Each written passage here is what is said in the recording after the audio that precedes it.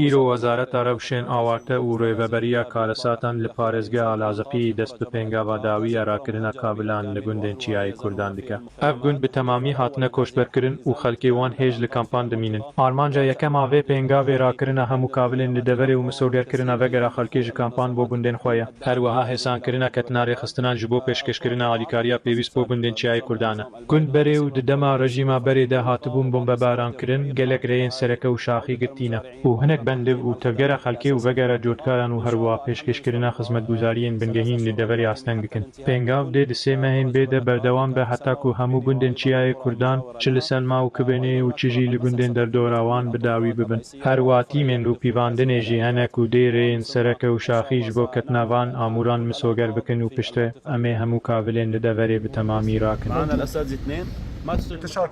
Em bi rêveberiya rewşên awarte û karesatan re li parêzgeha Lazipiyê beşdar dibin û îro dest bi rakirina kavilan dikin. Ku astengiyeke mezin li pêşiya vegera ewle ya xelkê ye. İnşallah em hewl didin ku hemû rêyan vekin û hemû kavilên heyî li gundan rakin. Ev yek dê bibe alîkar ji bo ketina rêxistinan. Rêxistinên civaka sivîl û rêxistinên navdewletî û ketina xizmetguzarî û saziyên giştî ji bo pêşkêşkirina xizmetguzariyan ji xelkê re.